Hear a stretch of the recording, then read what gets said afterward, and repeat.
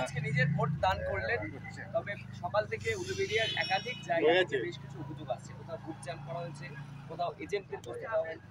শুনলাম ওটা আমরা দেখছি, আমরা ফলো করছি। আমার জ্যামের খবর নেই, কিন্তু মিষ্টিদের কিছু গন্ডগোল ছিল, ওটা আজকের এই যে ভোট দান নির্বাচন নিয়ে কি প্রত্যাশা, কি ভাবছে? পুরোটা 100% আশা আরো হচ্ছেও, আমি স্যাটিসফাইড। কতটা শান্তিপূর্ণ নির্বাচন হবে সন্ধ্যা 6টা? পুরোটা শান্তিপূর্ণ হবে, কিছু হবে না। বিজেপি আমরা এটা তো আমরা বলতে পারবো না, আমার তরফ থেকে এইখান থেকে কিছু হবে না। বিজেপির প্রার্থী তিনি অভিযোগ করছেন একাধিক জায়গাতে তৃণমূলের কর্মীরা বিজেপির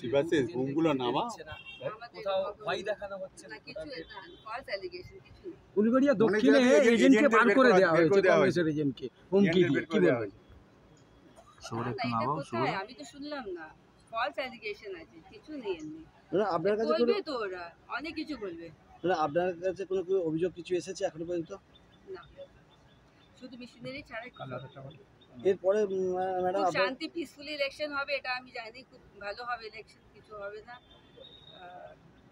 আমাদের পক্ষ থেকে মানে পিসফুলি আমরা চাই ওটা হবে। ম্যাডাম, কালকে রাত্রে, গভীর রাত্রে একজন এজেন্টকে, বিজেপির একজন বুথ সভাপতি